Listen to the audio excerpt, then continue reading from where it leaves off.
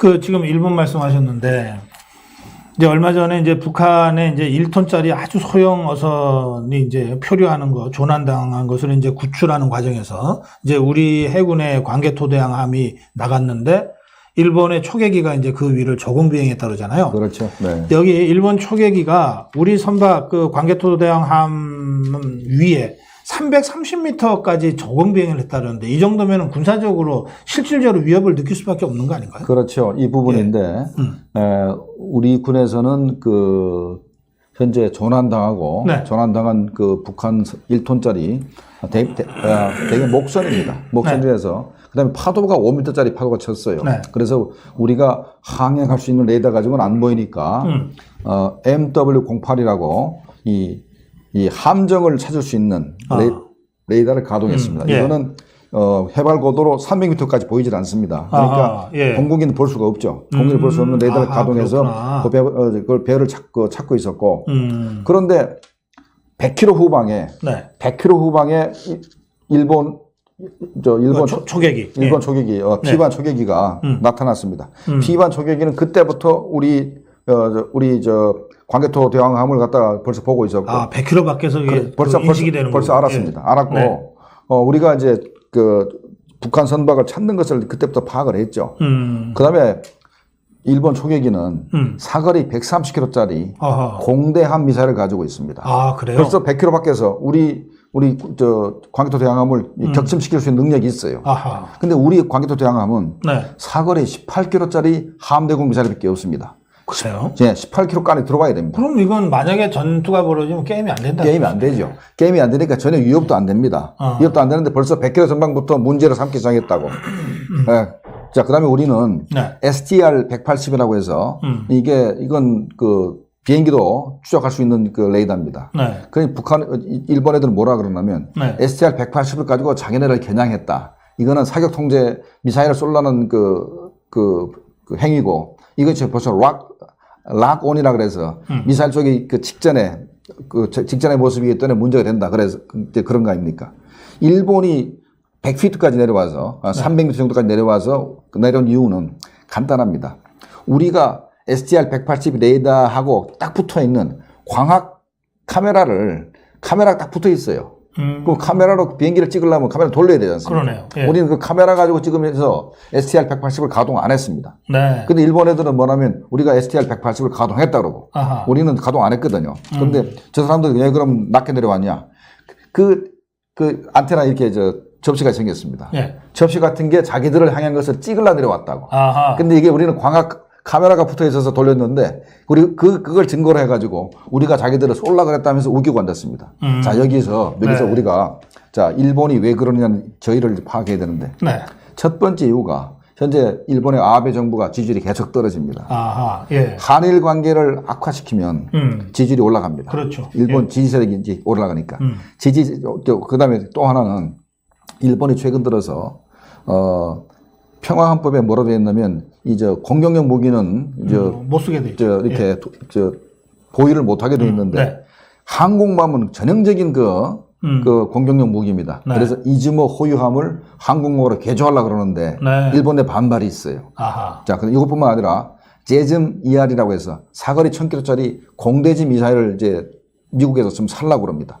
이것도 일본 내 반발이 있어요. 네. 이런 이게 다 공격 무기니까. 그렇죠. 공격용 무기를 보유하는 데 대한 일본 내 반발은 무모할 필요가 있으니까 한국도 적이라고 만들 필요가 있는 거죠. 하하. 그래서 네. 그런 저희가 또 하나 있고 네. 그다음에 또 하나는 이렇게 복합적으로 해가지고 일본 내 평화해법을 해석을 달리하거나 아니면 개정을 해야 되는데 일본 내 굉장히 부정적인 여론이 많습니다. 근데 한국하고 이 관계를 이제 악화시켜서 네. 일단 그런 평화법을 개정하려는 게 저희인데 그러면 우리 정부는 거기 넘어가면 안 되고 네. 한일 간의 관계를 개선해야 된다는 것을 제가 가끔 말씀드렸는데 자 우리가 조그만 나라가 적을 3면에 두고 존재할 수가 없습니다. 그러니까. 자 예. 북한이 있죠. 오른쪽에 일본이 있고 왼쪽에 중국이 있는데 이 3국을 적으로 해서 우리나라가 5천만 그 국민밖에 안 되는 5천만밖에 안 되는 나라가 존속할 수가 없기 때문에 네. 적어도 중국이나 북한 같은 큰 적을 상대하기 위해서는 좀 밉더라도 일본하고 연합할 필요가 있는 겁니다. 네. 더군다나 한국은 한미동맹, 그다음에 미일동맹으로 해서 미국을 가운데 두고 간접적 동맹국이거든요. 일본에서 이번에 초계기에서 뭐라 했냐면, 우방국으로부터 등 뒤에 칼을 맞았다 이렇게 표현을 하고 있는데, 물론 좀 얄밉긴 합니다. 네네. 얄밉긴 해요. 그러나 이 사람들이 첫 번째 표현, 우방국이라는 표현을 분명히 우리가 그렇죠. 예. 주시할 필요가 있는 것이, 네. 일본을 우리가 적으로 해서는 정말로 힘들게 됩니다. 그래서 어떻게 해서라도 일단 대법이 판결이 나서 네. 배상 문제가 이제 판결이 났지 않습니까? 그 문제도 잘 해결하고 위안부 재단 문제도 잘 해결을 해서 일본과 관계를 개선하지 않으면 정말로 국가안보에 문제가 된다라는 네. 걸 제가 지적하고 싶습니다. 그러니까요. 지금 이제 우리 김정봉 교수가 쭉 국제 상황을 분석을 해주셨는데, 우선 우리는 북한이라고 하는 현존하는 주적을 상대하는 것만으로도 사실은 1대1로 하기가 어려워요. 북한이 핵을 갖고 있으니까. 대량 살상 무기를 갖고 있고, 민간인이 상하는 것에 대해서 아무런 거리낌이 없는 정권이니까.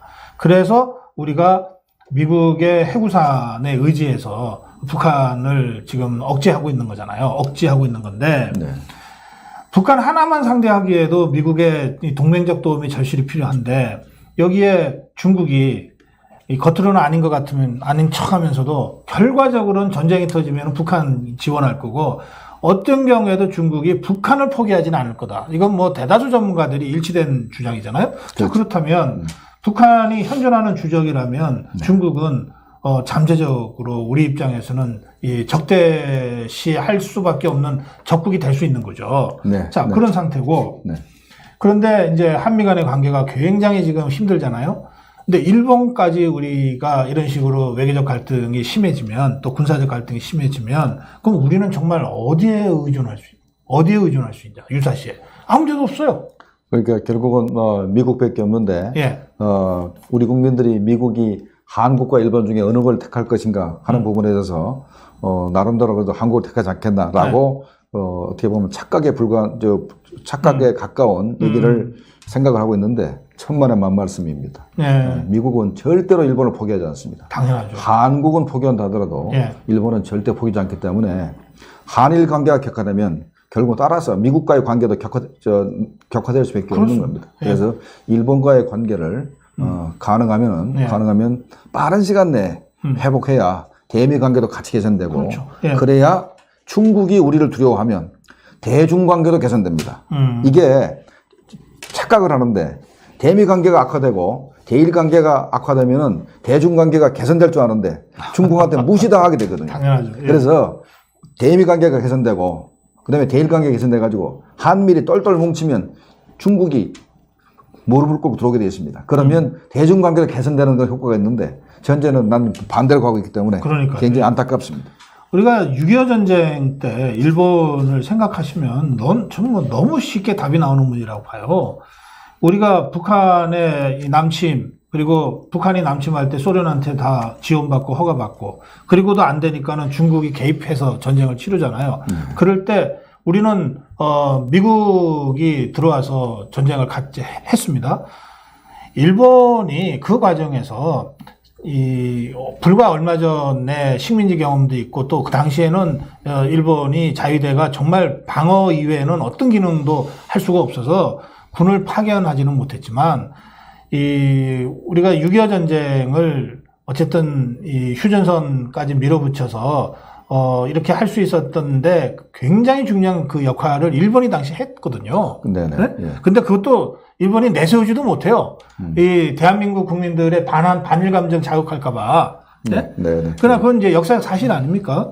이런 점을 감안하면 문재인 정부가 외교 문서까지 공개하면서 지금 일본과의 관계를 이런 방식으로 파국적으로 몰고 가는 거, 이것은 정말 좀 심각한 국가 외교 전략상 문제가 된다. 그뿐만 아니라 일단 북한 문제만 봐도 네. 북한이 현재 3,000톤급 잠수함을 완성한 것 같아요.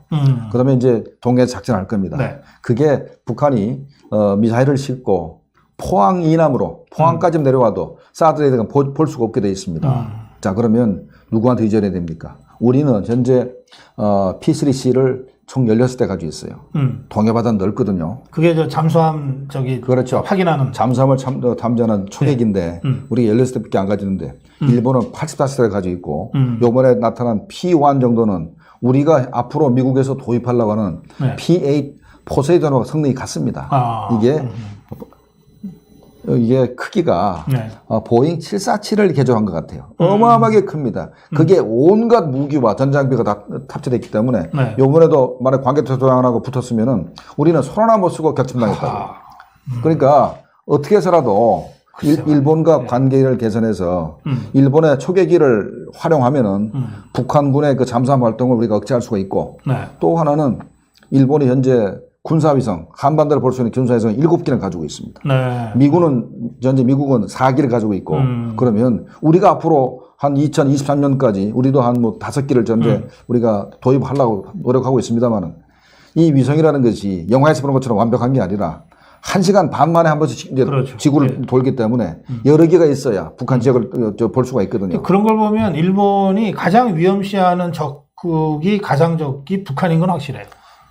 네. 물론 북한도 있습니다만은 일본은 큰 나라고 중국, 저기 러시아에도 있고 러시아도 있고. 중국도 다 이제 영토분쟁이 있는 나라죠. 중국도 있고 북한은 이제 핵탄두로 일본을 바로 공격한다고 매서 그냥 말을 하고 있기 때문에 바로 임박한 적은 맞습니다. 그러나 일본은 군사력 증강을 러시아가 맞서 싸울 수 있고 중국과 맞서 싸울 수 있게 군사력을 증강한 나라입니다. 그래요. 지구상에서 일본을 무시하는 나라는 한국밖에 없어요.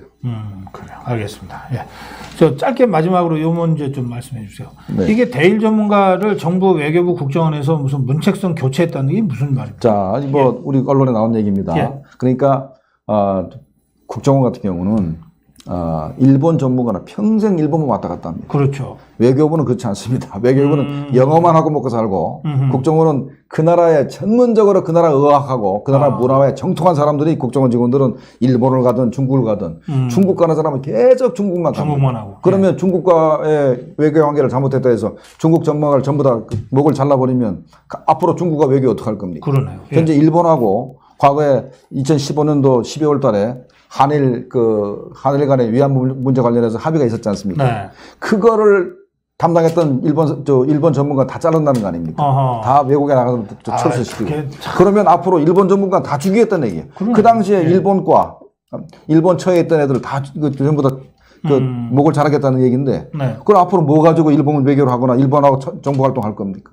이걸 지금 하고 있다는 거 아닙니까? 그래서 현재 국정원뿐만 아니라 외교부에서 대미 전문가, 대일 전문가를 전부 다 싹쓸이해서 목을 치겠다는 거 아니겠어요? 목을 치고 거의 뭐 치고 있다고 봐야 되는데 참 보면 어떻게 보면 어처구니가 없는 거죠. 예, 그렇군요. 이 정권을 뺏긴다는 게 결국은 이렇게까지 나오는 거군요. 그죠? 그래서 아니 근데 그게 그 당시에 상황이 어쨌든 명령에 복종하고 그다음에 전문성을 가진 사람을 자르면은 앞으로 어떤 일이 벌어질지를 각오를 해야 됩니다. 현재 강병화 외무장관도 사실 외교관 출신이 아니고 외교에 굉장히 어떻게 보면은 곁다리로 외교를 아는 사람이거든요. 그런 분이 이제 현재 외교장관을 하고 있는데 밑에 부하들이라도 똑바로 보좌를 해야죠. 김대중 노무현 때 그 전에 우파 정권이 정말 힘들어서 구축했던 대북 휴민트 이거 다 막 인사교체하고 막 이러는 바람에 지금 사실은요 대한민국 정부가 북한에 무슨 일이 벌어졌다 그러는데 이걸 확인할 방법이 거의 없대요. 자 이게 된 겁니다. 북한이 고난행군 왔을 때 북한의 고위 관리들이 전부 다 양다리에 걸쳤어요. 양다리에 걸쳤습니다. 그러니까 휴민트가 잘 되죠. 대북 공작이 잘 되는 겁니다. 그다음에 김정일 정권에서 김정은 정권 노무현에서 수많은 숙청이 벌어졌는데 그때도 수많은 북한 고위 관리들이 양다리에 걸치기 시작했어요. 그럼 대북 공작이 잘 되죠. 그렇죠. 근데 그렇게 구축된 공작망들이 이 정부 들어서서 거의 뭐 현재 작동이 안 되는 그런 상황으로 좀 가고 있는 겁니다. 예, 알겠습니다. 하여튼 다시 이 우파가 3년 반 후에 다시 자유우파가 정권을 갖고 오지 않으면 정말 나라가 큰일 나겠다. 이런 생각을 다시 하면서 오늘 김정분 교수와의 대담을 마무리하겠습니다. 교수님 고생하셨습니다. 고맙습니다.